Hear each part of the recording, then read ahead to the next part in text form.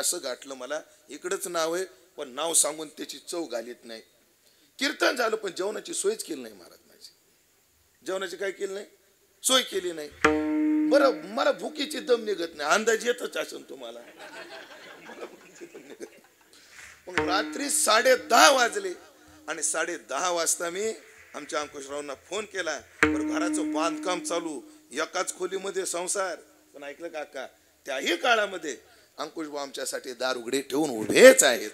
अशी मंडळी आणि तुम्ही सर्व देवरूप मंडळी, सगळ्यांचा ना काही मला नामोल्लेख करता येणार नाही, कारण माझी अडचण अशी, मला व्यक्तीचं गावाचं नाव लवकर ध्यानात राहत नाही. आणि हा वसा माझ्या वडिलाकडून आला.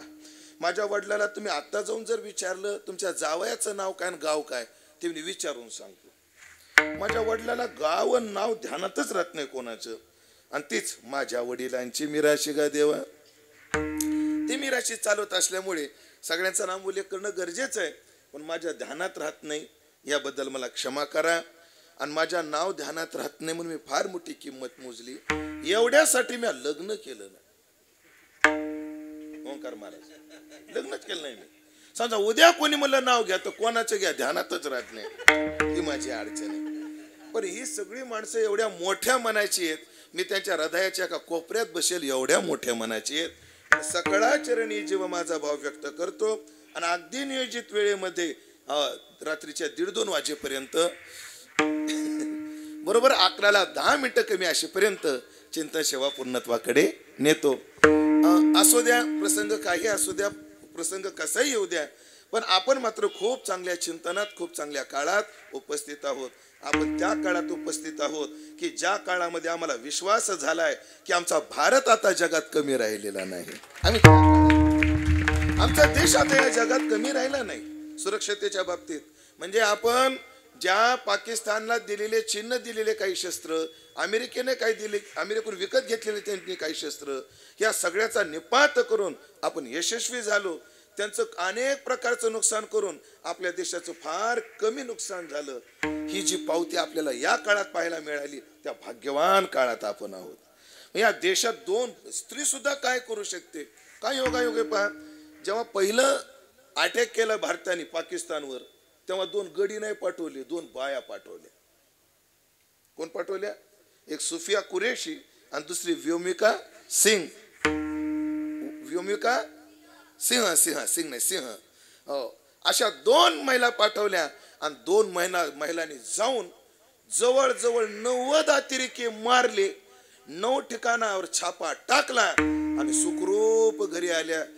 सकाळच्या ब्युटी पार्लर, आपलं सकाळच्या मेकअपला घरी होत्या त्या, रात्री सगळं उरकून येऊन. आमच्या देशातली स्त्री काय करू शकते? मग कधी कधी पाकिस्तानने विचार करायला पाहिजे. 2 आल्या तर एवढं केलं, अख्ख्या कसा खेड्याच्या आल्यावर काय करत्या. हो, पण चला, शहाणपणाचे 2 पावलं त्यांनी उचललेले, त्यांनी अजून उचलावे. त्यांचं नुकसान व्हावं, त्यांची माणसं मारावी, या भूमिकेची संस्कृती आमची नाहीये. वसुदैव कुटुंबकम म्हणणारी आमची संस्कृती आहे. पण काय असतं, जसं मुलाला 12वीत 1 नंबरनं पास झाला म्हणून पेढा घालून तोंडावून हात फिरवला, हे जसं प्रेम असतं ना, तसं जर त्याने कोणाची चप्पल चोरून आली त्याचं कान पकडणं, हे प्रेमच असतं. ते कारण म्हणे धरिले, मग सरोष बोलो आदरिले, मातेच्या कोपी थेकुले स्नेह आधी. म्हणून आता जे आम्ही प्रत्युत्तर दिलंय ते पाकिस्तानला त्रास देण्याकरता नाही, धडा शिकवण्याकरता दिलेला आहे. आणि त्यांना संपवायचं असतं तर आपल्याला एवढा सुद्धा वेळ लागला नसता. आम्हाला पाकिस्तान संपवायचा नाहीये, आम्हाला मात्र त्यानं गुन्ह्या गोविंदानं नीट राहावं. आणि ते म्हणाल, महाराज एवढे माणसं मारले राव आणि तुम्ही कौतुक करता, केलंच पाहिजे. तुकाराम महाराज म्हणतात, तुका म्हणे त्याचे आणि पाप नाही ताडनाचे. मूर्खाला मारण्याचं पाप होत नसतं. दृष्टांत काय दिला तुकाराम महाराजांनी? तुकाराम महाराज म्हणजे तुका म्हणे नखे आणि काढून टाकी जे ते सुखी. माणसानं वाढले की नख काढले पाहिजे, नाही तर नख काही फाडितात. काय झालं? खाजू लागलं काय बी फाडतात असं मला म्हणायचं होतं. नख रोगराई पसरवतात. तात्पर्य म्हणून त्यांना धडा दिला. आणि या धड्यातून आमचा देश किती समर्थ आहे, किती यशस्वी आहे, नेतृत्व किती जबर आहे, याचा परिचय आम्हाला या काळामध्ये झाला. जाऊ द्या, पावसानं थोडा तुमचा मुडाप झाला असेल, एक करा, तो मुडाप काढून टाका आणि राहिलेला 1 तास प्रसन्नतेने परमार्थाचा आनंद लुटा. विठ्ठला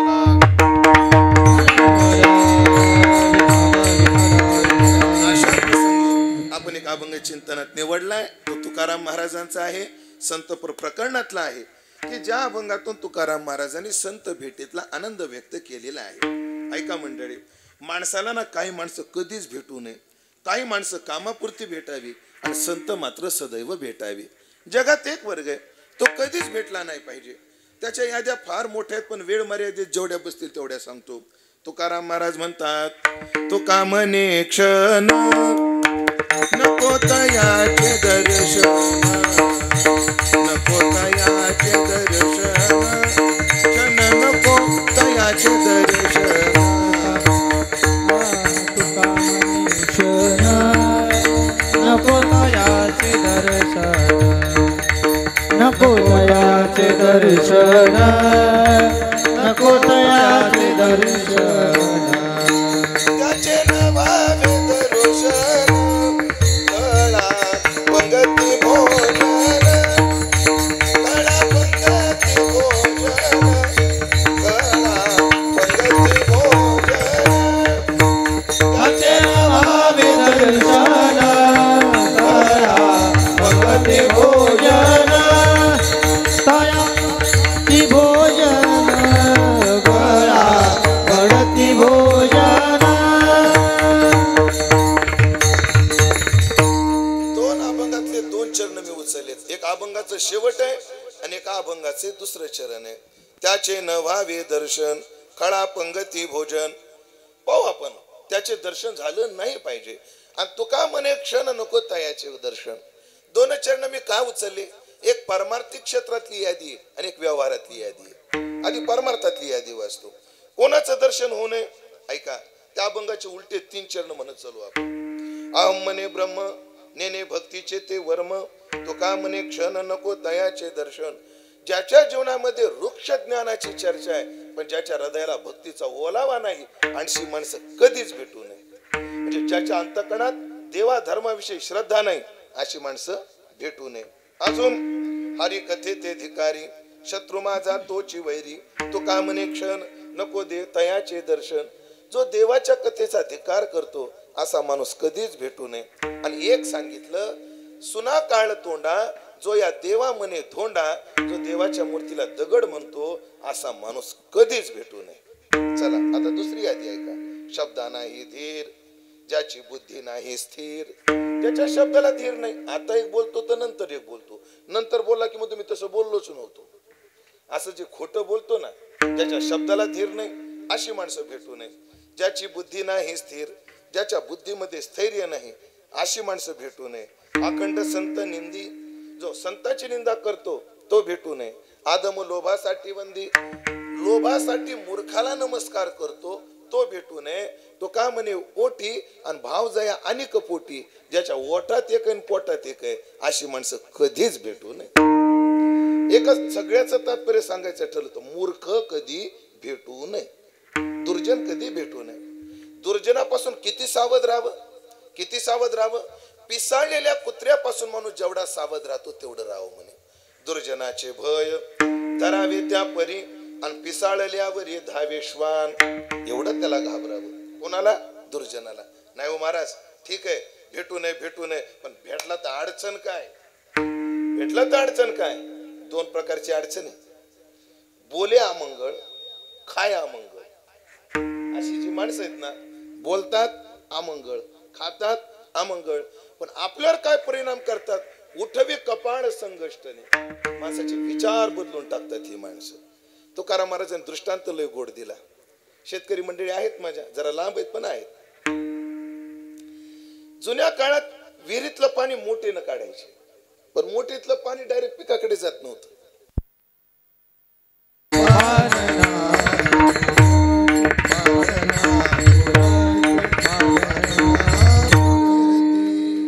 पहिला वर्ग आहे. मूर्ख जीवनात कधीच भेटू नये. आणि सोयरे धायरे आहेत ना, ते कामापुरते भेटावे. व्याय का भेटावा? आपली पोरगी त्याच्याकडे म्हणून. पोरगी आपली त्याच्याकडे म्हणून जावाय काय भेटावा आपली पोरगी सांभाळतो म्हणून. नाहीतर ही माणसं लय भेटू नये. वैकुंठवासी जगन्नाथांना काय म्हणायचे? अण्णा म्हणायचे सोयरान भावकी कशाला म्हणावं? ज्यांच्या वाचून जगता येत नाही, जे नीट जगू देत नाही. भावकी कोणाची असो, आपली बी. ज्यांच्या वाचून जगता येत नाही, जे नीट जगू देत नाही, त्याला काय म्हणत जाऊ? भावकी. हे सोयरे धायरे लय भेटू नये, कामापुरते भेटावे. आता माझ्यासमोर पुरुष मंडळी फार दूर आहेत, पण कोणाला प्रश्न विचारा हा प्रश्न आहे. पण खरं सांगा, तुम्ही सांगा, तुम्हाला जावई असतील 50% माता माऊल्यांना जावई असतील. देवाच्या दारात खरं बोलायचं असते, नाही तर गुडघ्यात पाणी होत असते. जावई आपल्या घरी आलेला किती दिवस राहावं वाटतो? 1 दिवस 2 दिवस, पुन्हा काय वाटतं? त्यानं आपापल्या घरी जावं. खरंच आहे, पाहुण्यालाही भेटूच नाही. जसे व्यवहारात भेटू नये तसे परमार्थिकालाही सोयरे धायरे भेटू नये. काय भेटू नये? काय करतात ते सोयरे धायरे? नाटामध्ये तुकोबाराने सांगितलं, येते तुझ्या भजना आड दाविती प्रपंचाचे कोड आणि कनिष्ठ रुची ठेवणी गोड देखत नाड कळतशे. नको त्या विषयामध्ये रुची निर्माण करतात पाहुणे राहून. हो, आता मी माझं सांगतो. 99 सालापासून आळंदीला आलो. किती बरं आलं तसं प्युअर महात्म्याच्या सवासात राहतो. बंडा तात्या, विठ्ठल बाबा घोले, मारुती बाबा, वैद्य बाबा, बोधे बाबा, अशा प्युअर ब्रह्मचारी महात्म्याच्या सवासात राहिलो. आणि मी सुद्धा तोच मार्ग निवडला. चाललाय आमचा प्रवास. बरं चाललंय ना संतोष महाराज? बरं चाललंय. काय आपल्या कधी क्लिप काही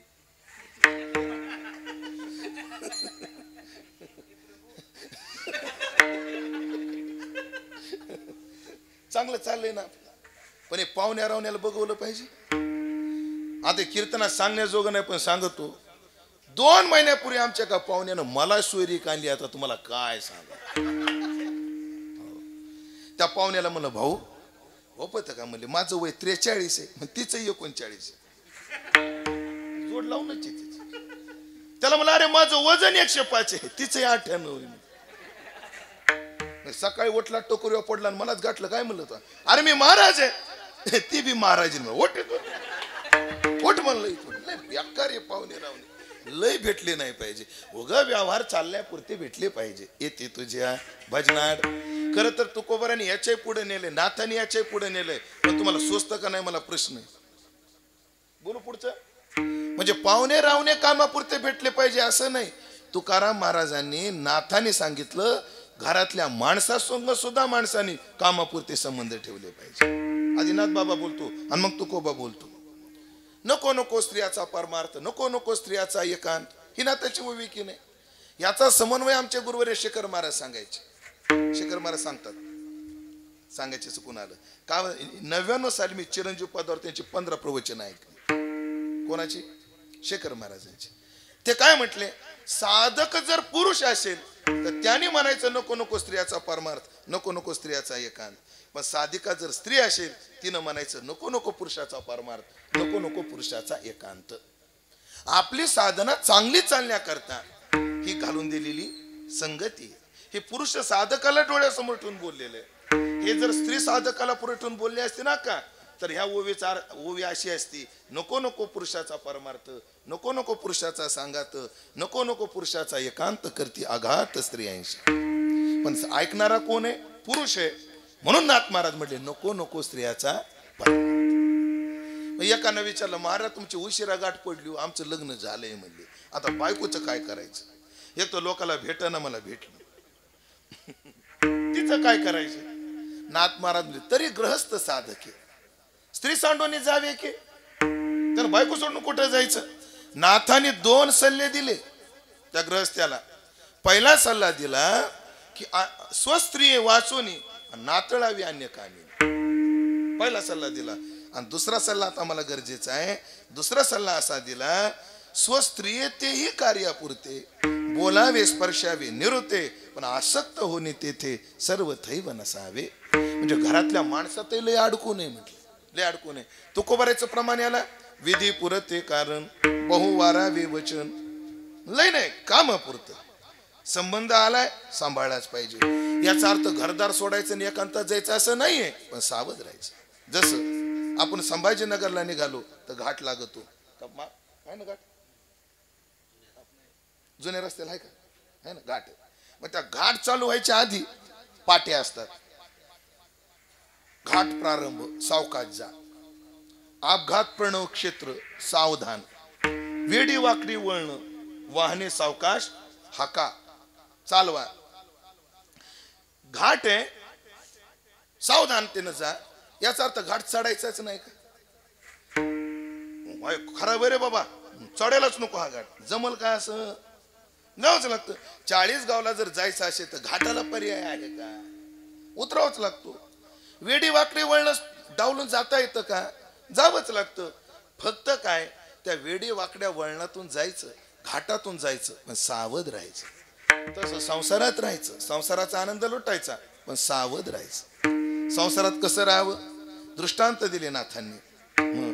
पक्षी अंगणी उतरती ते का गुंतोनी राहती, तैसे असावे संसारी जोवरी प्राचीनाची दोरी. वस्ती कर वस्ती आला प्रातः काळी उठून गेला, तैसे असावे संसारी. हे नाथाने दिली. आता मी एक युक्ती देतो तुम्हाला.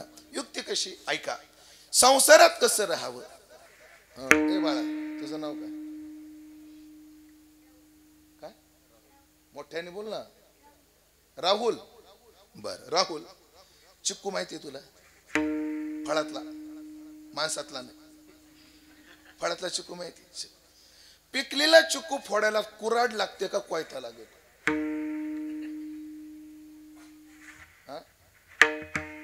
का महाराज, पिकलेला चिक्कू फोडायला कोयता लागते का कुराड लागते?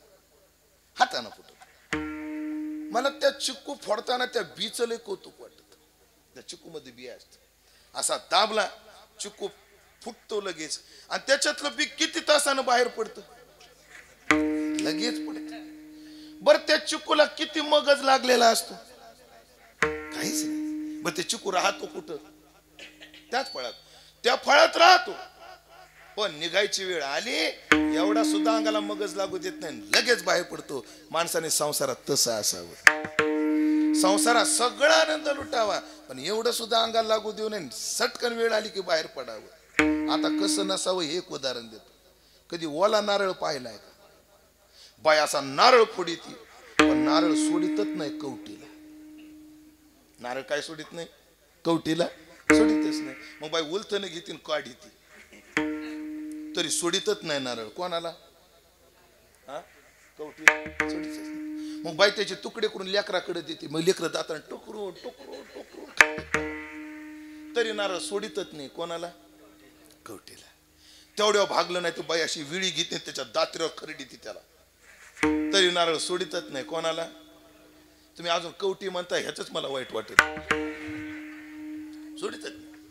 हो सोडितच. नाथांच्या ओव्यात बुवा माझं वय कमी पडतं, त्या ओव्या मला सांगावं वाटेनात. माझा अधिकार नाही त्या सांगण्याच्या. नाथानं एवढ्या जहाल ओव्या सांगितल्या, अति जहाल ओव्या. हो, सोडेना स्त्रियेचा बोभाट, त्याचं पूर्वार्ध म्हणत नाही बाबा मी. लय कठीण आहे, अति कठीण आहे, एवढं कठीण आहे. चला, हे झालं मेल उदाहरण. आता फिमेल उदाहरण देतो. संसारात कसं असावं. शेळीला कधी पाणी पिताना पाहिले का? कसा खेडेकर, तुम्हाला शेळी दिसती का नाही? शेळीला पाणी पिताना पाहिजे. शेळी कसं पाणी पिते? शेळीचा पहिला विशेष, शेळी घाण पाणी पितच नाही. आणि कोणतंही पाणी प्यायचं असल्यावर हळूच जाती एका बाजूनं, हळूच पुढची चवडी मुड पिती, आणि एवढं अलगद पाणी पिती. ती शेळी जेव्हा बसती ना पाणी प्यायला ओंकार महाराज, तेव्हा कशी वाटते ती? साखरपुड्याचा दिवस असावा आणि ब्राह्मणानं नवरीला पाटाव बसायला सांगा, आणि नवरी यांच्यासारखी अल्पभूधारक असावं, माझ्यासारखी बागायतदार नसावं.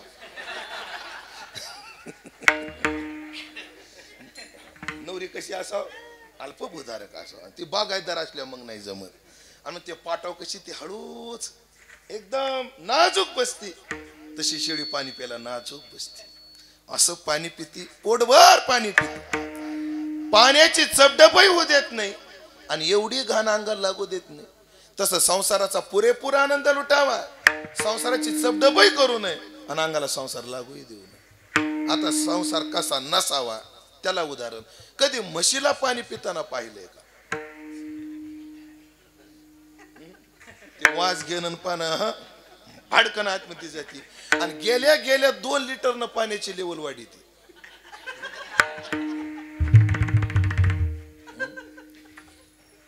प्यायचं तेवढं पिती, सगळं पाणी ढवळून मोडून टाकीती आणि सगळं आंग चिखलानं माकून टाकीती. एवढा संसार त्या पाण्याची चपढप करती. कोण? ती म्हैस. सुनाचं लेकाचंच पटू देत नाही. कोण? मी काहीच म्हणलो नाही. हे बाबा मला बरं म्हैस, मग काहीच म्हणणं नाही बाबा. मला गुन्ह्या गोविंदानं निघून जायचं, मग काहीच म्हणणं नाही. हे बाबा म्हैस म्हणला, आपलं काही म्हणणं नाही.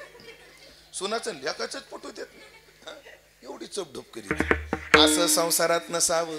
म्हणून संसारात विधी पुरते कारण, बहुवारावे वचन. झालं. पहिला वर्ग कधीच भेटू नये. दुसरा वर्ग कामापुरता भेटावा. आता वर्ग क्रमांक 3 तो सदैव भेटावा. सगळ्यांना पाठ असणारी ओवी. वर्षत सकळ मंगळी. पुढं म्हणा ईश्वर निष्ठांची मांदियाळी. अनवरत भूमंडळी भेट तू या भूता. तुम्हाला मॉर्तबो इरले आठवतात का? हा, ते मॉर्तबो इरले लय वेदांताच्या विरोधी होते. ते डॉक्टर महाराजाकडे आमचा पाठ चालायला लागला की ते मॉर्तबो यायचे आणि म्हणायचे, नारायण बुवा ह्या पोरांचं वाटोळ करायचं सोडलं नाही का अजून? असं म्हणायचं. आणि ओवी बद्दल बोलताना काय म्हणायचं का माहिती का? ते ही ओवी वर्षत सकळ मंगळ. पुढं ईश्वर निष्ठांची. ते मला ज्ञानोबारा इथं भोगनिष्ठाची का म्हणली नसती? भोगनिष्ठाची मांदी आली. अरे भोगनिष्ठ माणसं भेटल्यावर काय करतील? माणसाला परमार्थिक बनवतील का? भोगात लावतील, भोगाच्या नादी लावतील. मग ज्ञानोबारा इथं भोगनिष्ठ म्हणले नाही. नका का म्हणे भोगनिष्ठ म्हणा का? ब्रह्मनिष्ठ तरी का म्हणले नाही? जगाच्या कल्याणाला ब्रह्मनिष्ठ उपयोगाचा नाही. जगाच्या कल्याणाकरता ईश्वरनिष्ठच पाहिजे. ईश्वराची सेवा करणारा पाहिजे. ब्रह्मनिष्ठ उपयोगाचा नाही. का नाही? त्याच्या मीमांसेत माझे 10 मिनिटं जातील, मला ते आता घालवायचे नाहीये. तात्पर्य एक आहे, ईश्वर निष्ठांची मांदियाळी अनवरत भूमंडळी भेटतो या भूता. ते सदैव भेटावे असं वाटायचं. हे आपलं भेटले पाहिजे. कोण? ओंकार महाराज संत सदैव भेटले पाहिजे. आणि हीच अपेक्षा तुकोबा आहे ना. संत भेटले पाहिजे, संत भेटले पाहिजे. काय भेटले पाहिजे? संत कामाचे, संत दुर्लभ आहेत आणि संत आवडीचे तुकोबा राहायचे. आणि आवडीचा माणूस भेटावा वाटतो माणसाला. आवडीच्या पदार्थाचा माणसाला कंटाळा येत नाही. उदाहरण देऊ. अ भैया तुझं नाव काय? अरे तुला बोलत चालेल? आपलेच आहेत ना. चेतन. चेतन म्हणू का चेतन महाराज म्हणू? चेतन 2 मिनिटासाठी चालेल? चेतन तुला खायला काय आवडतं? गोड पदार्थ. तुझ्या गळ्यात माळे म्हणून विचारलं मी. असं साताऱ्याकडे गेलो मी एकदा. असं जे का पोराला विचारलं तुला खायला काय आवडतं? ते बाबा कीर्तना सांगण्याजोगं नाही मला. तेव्हापासून मी श्रोत्यातली माणसं सोडून दिले. असा माळकरी बघतून मग विचार. गुलाबजाम, लाडू, पेढे काय आवडतं? गुलाबजाम आवडतात. चेतन मी तुझा मामा म्हणा. चालते का? मन मामा. मोठ्यान म्हण ना. फक्त मामा म्हण, पोरगी मागू नको. आणि मामाचाच मेळ नाही. मामा भना भना हिंडत. मामाचा काहीच मेळ नाही. ध्यानात राहू. चेतन माझा कोण आहे? काय आवडतं त्याला? मी आलो म्हणजे चेतन मामा म्हण ना. बाबा लावीन मेळ मी, पण मला मामा म्हणा. गावोगावी हिंडतो तो बायोडाटा घेऊन जाईन, लावीन काय करून. पण ते मामा म्हणायचा कटाळा करू नको. चेतन असं आता भाचा तयार झाला बघा. मला मामा, अरे चेतन मी तुला खाऊ आणला. अरे काय रे मामा? फोन करायचं ना. आता जेवलो.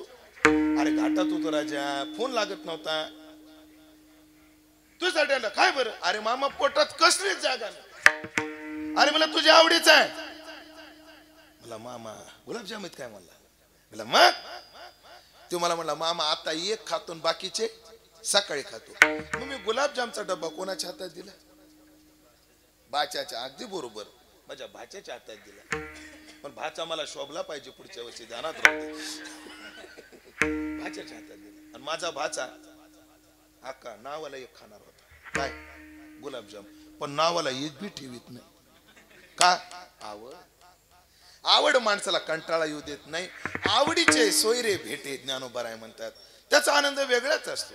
तुकोबरायची आवड संत, तुकोबरायची गरज संत, आणि तुकोबराय जगात दुर्लभ संत. संत ही गरज जगाची, तुकोबरायची का जगाची? जगाची. पण आपण सध्या तुकोबरायला डोळ्यासमोर ठेवलंय. असे गरजेचे संत सदैव भेटावे, कल्याण करणारे संत सदैव भेटावे, मंगळाचा वर्षाव करणारे संत सदैव भेटावे, हीच अपेक्षा तुकोबरायांना. हो, तया लागी जीव होतो कासा वीस, पाहतील वास नयन हे. त्याची वाट तुकोबराय पाहू लागले. आणि तुकोबराचा भाग्योदय झाला आणि जीवनामध्ये संत आले. आले जसं मूर्ख पत्नाला नेतो, संसारातली माणसं संसाराची गोडी लावतात, पण संत काय करतात? संत काय करतात? ऐका ना पहिलं चरण. आले संत पाया ठेविते मस्तकी, आले संत पाया ठेविते मस्तकी, आले संत पाया ठेविते मस्तकी,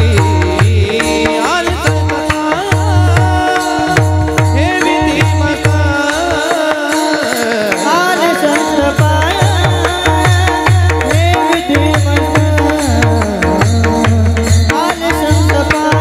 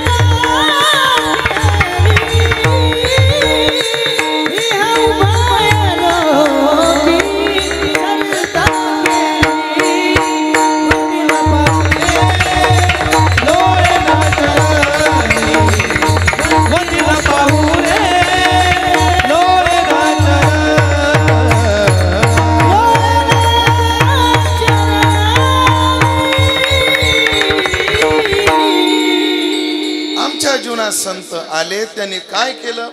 खरं तर नतुसिंह बाबांनी अर्थ कसा केला माहिती का चरणाचा? संत आले, आम्ही त्यांच्या पायावर डोकं ठेवलं. हा अर्थ ह्यांनी पण केला. कोणी? कंदरकर महाराजांनी. पण मी थोडा वेगळा अर्थ करतो. आणि असं काय नसतं. गुरुवर्य राऊत बाबाला एकदा मी विचारलं, या चरणाचा असा अर्थ करू का? तेव्हा बाबांनी मला एक उत्तर दिलं. बाबा म्हटले, फक्त अपसिद्धांत झाला नाही पाहिजे, नाही तर एका चरणाचे अनेक अर्थ होणं हे त्या अभंगाचं वैभव आहे. म्हणजे आता याचा अर्थ काय? शब्द कसे आले? संत पाय ठेविते मस्तकी. संतांनी आमच्या डोक्यावर पाय ठेवला. संत डोक्यावर पाय ठेवतात का कोणाच्या? ते काय माणसं आहेत का कोणाच्या डोक्यावर पाय ठेवायला आणि वर जायला? हा, मग आता याचा अर्थ कसा करायचा? याचा अर्थ पाय शब्दाचा अर्थ गाथ्यात आणि संत वाङ्मयात शास्त्रात देवाचं स्वरूप या अर्थानं येतो. उत्तमानाम स्वरूपम हे पाद शब्देन भन्यते, किंवा तुकोबराय म्हणतात, जे ते देखे तेथे तुझीच पाऊले. अर्थात देव विचार. संत आमच्या जीवनात आले आणि त्यांनी आमच्या डोक्यात परमात्मा विषयीचे विचार घातले. संत जेव्हा जीवनात येतात ना, तेव्हा संसार बाजार नाही घालत. संत आपल्या डोक्यात पारमार्थिक विचार घालतात. त्यासाठीच त्यांचा अवतार आहे ना. आपण ऐकलं का गुरुवारी घुले बाबा काय म्हणायचे? विठ्ठल महाराज घुले, बुवा ज्याच्याजवळ बसलं की देव आठवतो, समजून जावं हा साधू आहे. हा काय? साधू आहे, 4 बायकाचा नवरा असला तरी.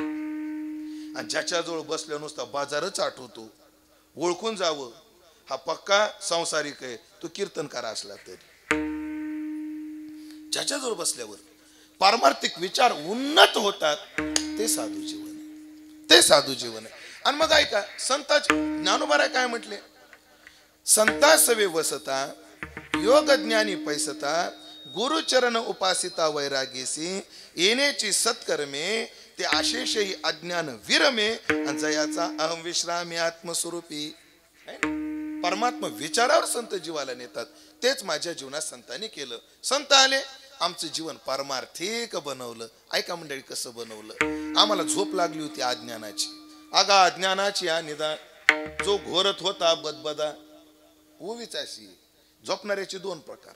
काय माणसं आवाज दिला की जागी होतात, भाऊ की तटकन उठून बसले. पण काय काय तसे नसतात. ओय अरे उठ ना, उठ ना. संत काय करतात, जो उत्तम अधिकारी काना वचनाची भेटी सरिसाची पै किरीटी वस्तू होणे उठी कवनी कवनो एको जो ब्रह्मास्मायशी वाणी एक वेळ पडता कानी अविद्या निद्रा गेली पळणी आणि तत्क्षणी जागी नला. नाथ महाराज बोलले. पण काय काय ना तसं नसतं, त्याला उठवावं लागत. माता हात ठेविला नव्हे थापटीला जैसा अविद्येची निदा विश्वस्वप्नाचा धांदा भोगीत होता प्रबुद्ध अनादि जो महावाक्याची नावे गुरुकृपेचे निठावे माता हात ठेविला नव्हे थापटीला जैसा. हे माता हात शब्द काय, लावणे हात कुरवाळीला माताच काय, पुन्हा हात ठेविला मस्तकी प्रसाद देऊन केले सुखी, हे मस्तकच काय. त्याचं कारण आहे शास्त्रामध्ये, ज्याला आवाजावर जाग येत नाही अशाला कसं उठवावं म्हणले. आपल्यापेक्षा वयानं मोठा असला तर पाय दाबून उठवावं म्हणले. आपल्यापेक्षा वयानं मोठा जर असला त्याचे काय दाबायचे, पाय. बाबा ओ बाबा, बाबा उठा ना, पाय दाबत. चिलीम भरून ठेवली बाबा. बाबा जसा असेल तसा बाबाला उठवायचं पाय दाबून. आणि वयानं लहान असला तर त्याला कसं उठवायचं, डोक्यावर हात फिरून, बाळा उठ, असाच आवाज दे माय अजून अर्धा तास. म्हणून लेकराला उठवताना कसं उठवायचं, डोक्यावर हात फिरून. मग गुरु माय आणि आपण त्याचे लेकर आहोत, मग गुरु काय करतात, लावण्या हात कुरवाळीला माथा. संत जागे करतात. जागा झाल्यावर काय होतं म्हणले, आगा अज्ञानाची या निदा जो घोरत होता बदबदा की तो स्वस्वरूपा प्रबुद्धाच्या येईल की त्याला आत्मस्मरण झालं. आता आत्मस्मरण झालं. मग पुढं काय झालं, आता बुद्धी भेदाचा आरिसा तया हातोनी पडिला विरेशा की तो प्रतिमुखा भासा मुकला तो. आता बुद्धी नावाचा आरसा त्याचा फुटला म्हणले. का फुटला, फुटणं लय गरजेचं होतं. आरसा, बुद्धी नावाचा आरसा फुटला पाहिजे. का, कारण हीच बुद्धी म्हणते हा हे माझे, हे परक आहे. हीच बुद्धी म्हणते मी दृष्ट आहे, दृश्य आहे. हीच बुद्धी म्हणते मी भोगता आहे, भोग्य आहे. पण एकदा आरसा फुटला मग कोणी भोगता नाही, कोणी भोग्य नाही. संत अशा अवस्थेला नेतात. घुसनेश्वरची यात्रा भरली आणि एक माणूस यात्रेत गेला आणि यात्रेमध्ये भला मोठ्या मोठ्या आरशाचं दुकान आलं होतं. मोठ्या मोठ्या आरशाचं काय आलं होतं, दुकान आलं होतं. बरं, हा जो गेला त्याने जीवनात कधी आरसा पाहिलेला नव्हता. हा गेला आणि समोरच्याच आरशात याला याचं प्रतिबिंब दिसलं. आता आपली संस्कृती कशी, ओळख असू अथवा नसू, नजरेला नजर झाली की राम राम, अहो राम राम, अहो राम राम ना. ओळख असू नाही तर नसू, आपली संस्कृती काय म्हणते, राम राम राम राम. म्हणून ह्या माणसानं त्या आरशातल्या पाहुण्याला राम राम केला. आरशात कोण होतं, याच प्रतिबिंब होतं. पण याला आरशाचं काय नव्हतं, ज्ञान नव्हतं. त्याने आरशातल्याच प्रतिबिंबाला राम राम, त्याने बी राम राम केला. तो दुकानदाराला म्हटला, दुकानदार एवढा पाहुणा चहा प्यायला नेऊ का. दुकानदार मला 50 रुपये नेन, पाहुणा कुठे बी नाही. त्यानं दुकानदाराला 50 दिले आणि पाहुणा चहा प्यायला घरी आणला. पाहुणा घरात बसला, 5 मिनिटाला बाहेर जायचा, घरात जायचा, बाहेर जायचा, घरात जायचा.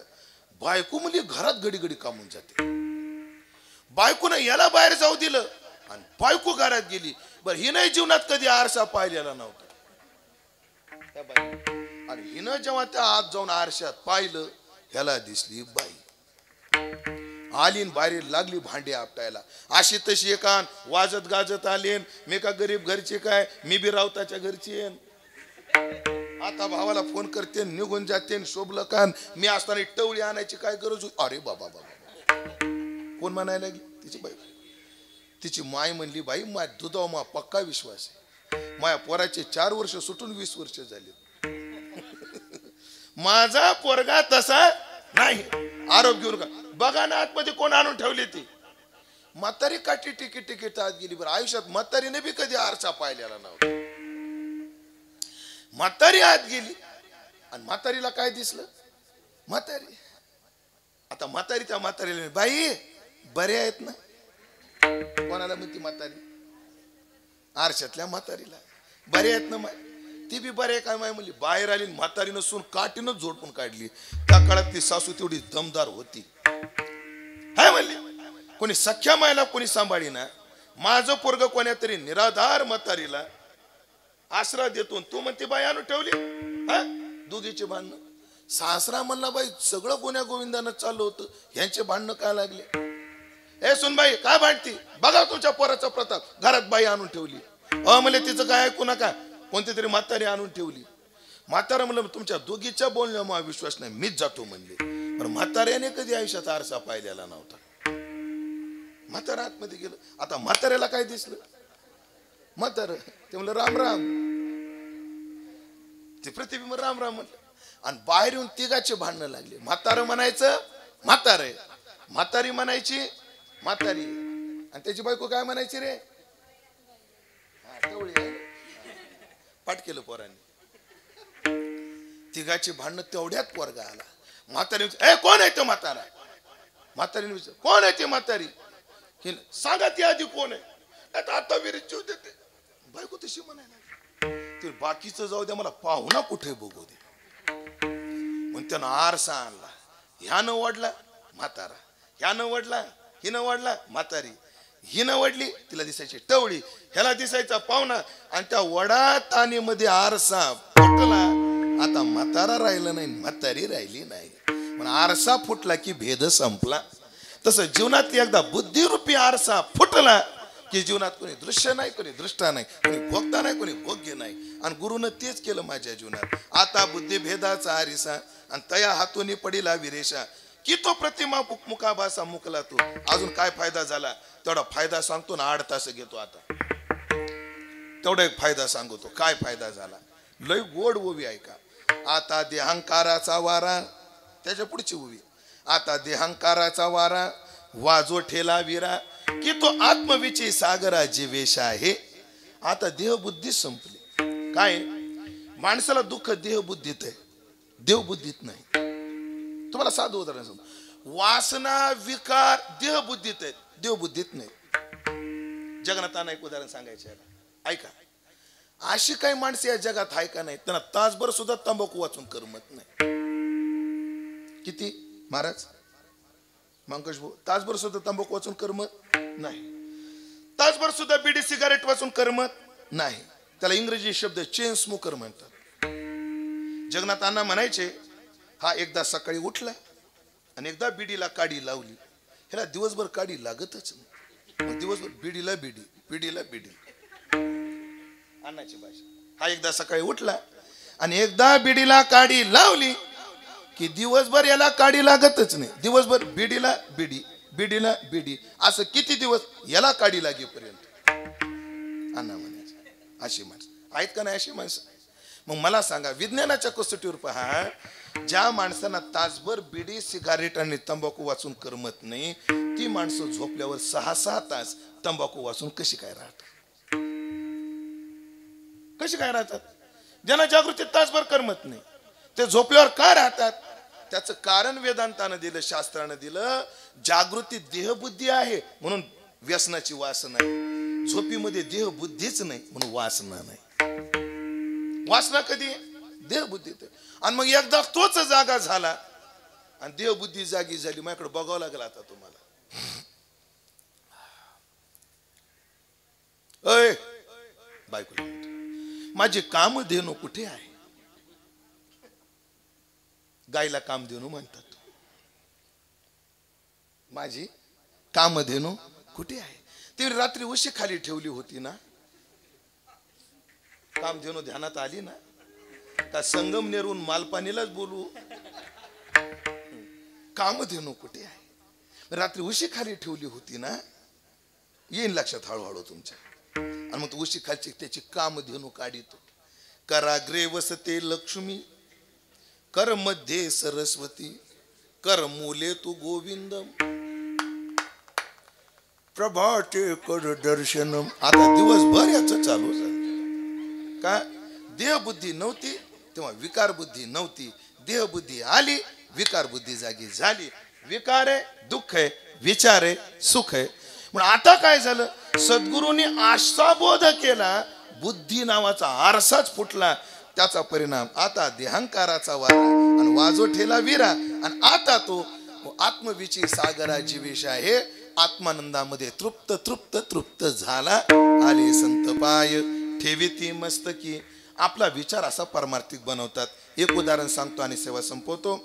कसं आहे, गोविंद महाराज इथं साक्षीला आहेत, अक्का महाराज आहेत, योगेश भाऊ आहेत, विशुंभर महाराज आहेत. यांच्या पुढे आपण कशाला जास्त फुगिरीनं बोलावं?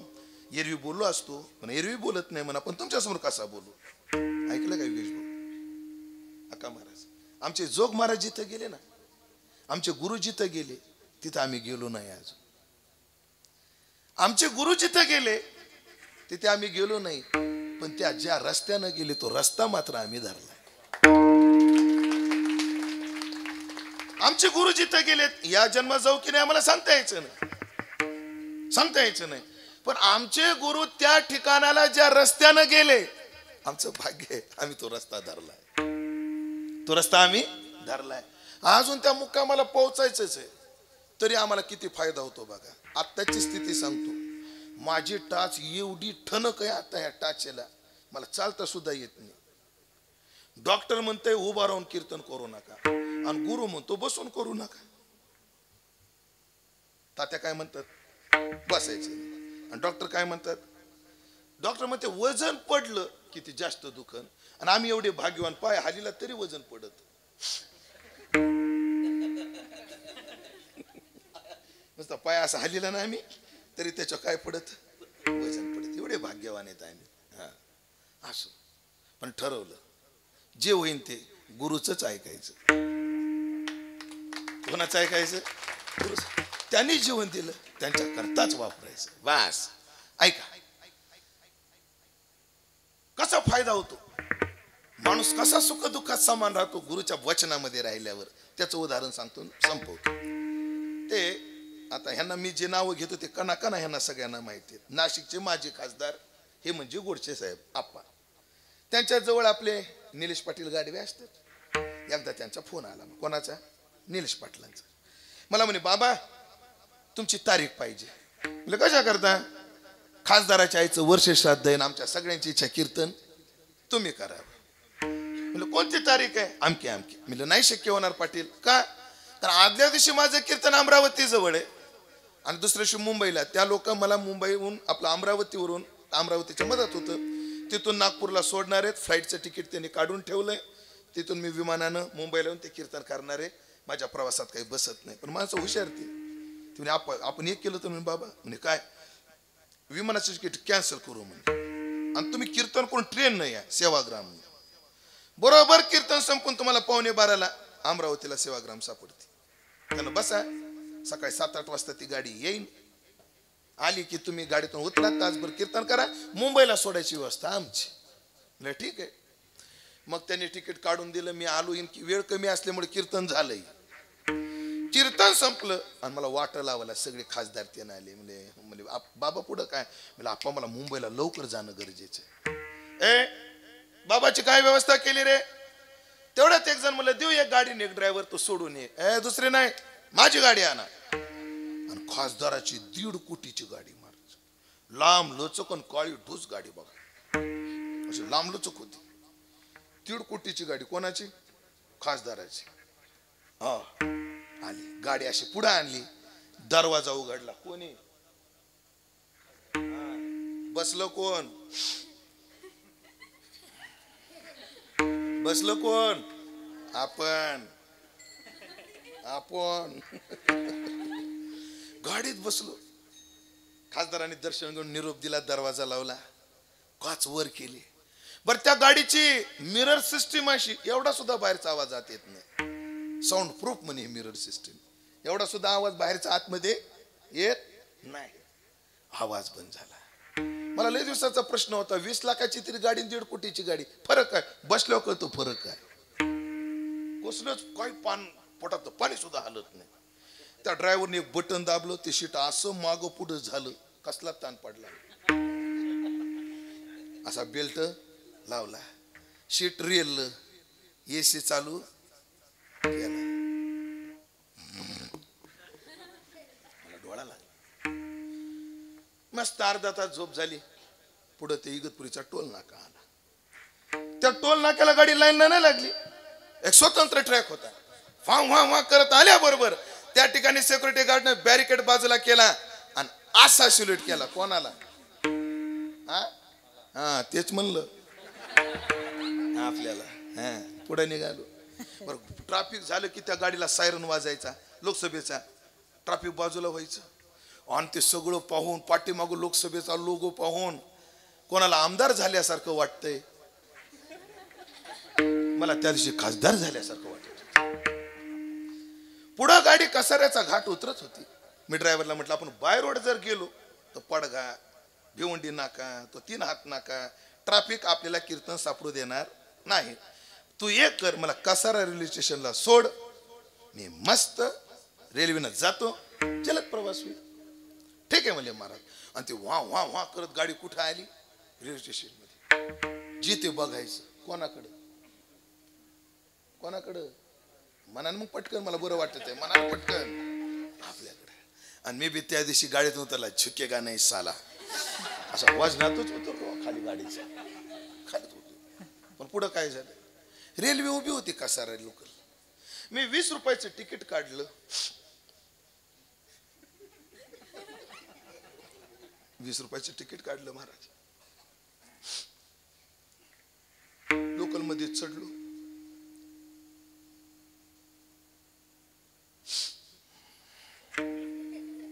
तुमच्या मनात जे आलं ना तेच झालं. कसाऱ्यापासून ठाण्यापर्यंत उभा राहून गेलो. मग मी माझ्या मनाला प्रश्न विचारला. मी उमेश दशरथे, तुझी काय प्रतिष्ठा आहे? तुझी काय ओळख आहे? 2 तासापूर्वी खासदार तुला गाडी देतो 1.5 कोटीची, ती तुझी ओळख आहे का? रेल्वे तुला कोणीच जागा देत नाही, ती तुझी ओळख आहे?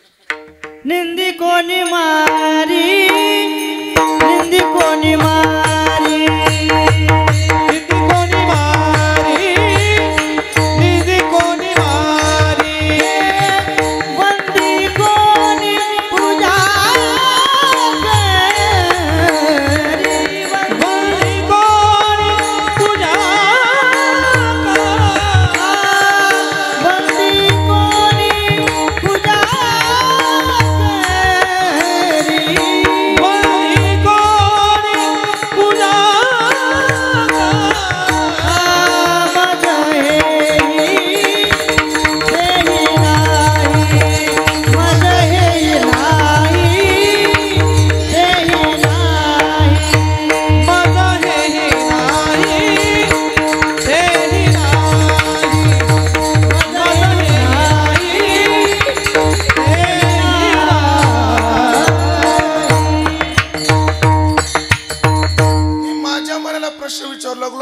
दशरथे, 1.5 तासापूर्वी खासदार 1.5 कोटीची गाडी देतो तुला, ती तुझी ओळख आहे का? रेल्वे तुला कोणी बसायला जागा देत नाही, तुझी ओळख आहे?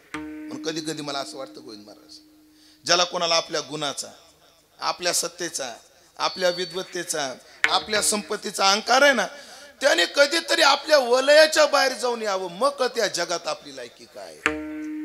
आपल्या गल्लीत कुत्र सुद्धा काय असतं? वाघ असतं. हे प्रमाण आठवलं. निंदी कोणी मारी म्हणजे मी माझ्या मनाला विचार केला, 1.5 कोटीची गाडी खासदारानं उमेश दशरथीला दिलीच नाही. मग 1.5 कोटीची गाडी कोणाला दिली खासदारानं? त्याच्या आईच्या वर्ष श्राद्धाला ज्यांनी कीर्तन केलं त्याला दिली. मला दिली नाही. बरं रेल्वेत मला जागा दिली नाही, मला अपमान यांनी केला नाही, मग यांनी कोणाचा अपमान केला?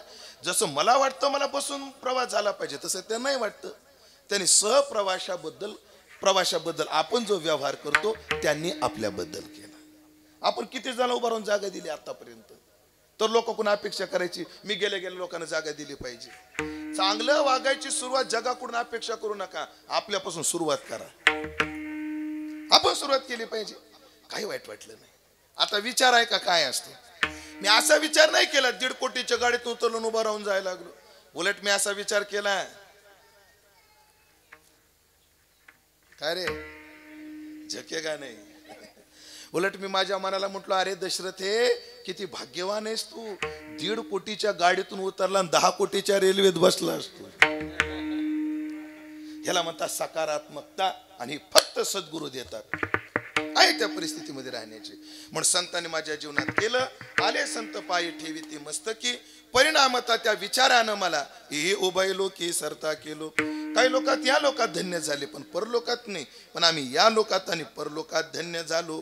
मग आता आम्ही काय करणार? वंदीन पाऊले लोळेन चरणी, त्यांच्या पायाला नमस्कार करणार आणि त्यांच्या पायाला लोळण घेणार. लोळण लेकरू घेत असतं, अर्थात वंदीन पावले नम्रतेनं राहणार आणि लोळण लेकरू घेतं, माणूस नाही घेत. आम्ही त्यांच्याजवळ निष्पाप राहणार. सद्गुरूजवळ निष्पाप राहायचं. निवडबराचं एकच प्रमाण सांगतो, हो सप्त्याला गी सेवक झालो, तारखाला गी सेवक झालो, पैशाला गी सेवक झालो. ही भाषा नाहीये तुकोबरायची, निवडबरायची तुकोबरायाबद्दल. मग सेवे लागी सेवक झालो. सद्गुरूची सेवा, संतांची सेवा पैसा करताना भोगा करता नाही करायची. सद्गुरूची सेवा, संतांची सेवा सेवे करताच करायची. गुरुजवळ नम्रतेने राहायचं. नाही ते गुरु असे झोपले होते, शिष्य खाली झोपला होता आणि त्यांच्याकडे गाय होती, निवारा नव्हता, पाऊस पडत होता. गुरु शिष्याला म्हणले, बाळ्या अरे त्या गायला निवारा नाही, सोडून तरी दे, जिथं निवारा भेटल तिथं जाईल बा ती. कोणाला म्हटले? गुरुला, शिष्याला. पण शिष्याचे विचार सागराचे 2 तरंग झालेले होते. किती? 2. ते पडल्याच म्हणलं गुरुला, गुरुजी एक बद्ध जीव दुसऱ्या बद्ध जीवाला काय मुक्त करणार? एक बद्ध जीव दुसऱ्या बद्ध जीवाला काय मुक्त करणार? बद्धाला मुक्त करण्याकरता तुमचा अवतार आहे. बांधले सोडीत, बुडाले काढीत आणि साकडे फिडीत अर्थाचे. मग गुरुजी तुम्ही एक करा, तुम्हीच हलक्या अंगानं उठा आणि गाय सोडा. असले शिष्य आणि बघता काय गुरुला सोडावं लागली. असं नाही, गुरुजवळ निष्पाप राहू. मी राहीन वंदीन पाऊले लोळेन चरणी, परिणामता आजी इच्छा धने फिटईल, माझ्या सगळ्या इच्छा पूर्ण होतील. संत भेटले तरी कसे, अवघी पूर्व पुण्य झाले सानुकूळ. माझ्या जीवनात मी जेवढं आतापर्यंत सत्कर्म केलं ते फलोन्मुख झालं आणि अवघेची मंगळ संत भेटी, मला त्या संतांची भेट झाली. परिणामता तुका म्हणे कृतकृत्य झालो देवा.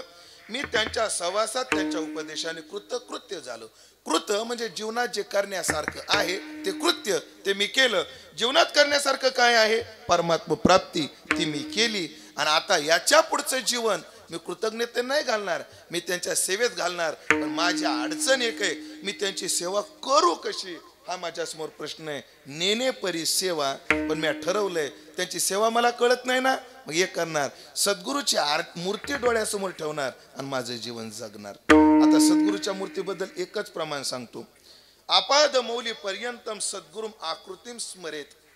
माणसानं रोज सद्गुरूचं ध्यान पायापासून तर डोक्यापर्यंत करावं. माझ्या गुरुचे पाय कसे होते, माझ्या गुरुचं मुख कसं होतं, माझ्या गुरुचे केस कसे होते. आपाद मौली पर्यंतम सद्गुरुम आकृतीम स्मरेत. त्यानं काय होतं? तेन विघ्न प्रणश्यंती. आपल्या जीवनातले सगळे विघ्न संपून जातात आणि सिद्ध्यंतीचे मनोरथान, आपल्या सगळ्या इच्छा पूर्ण होतात.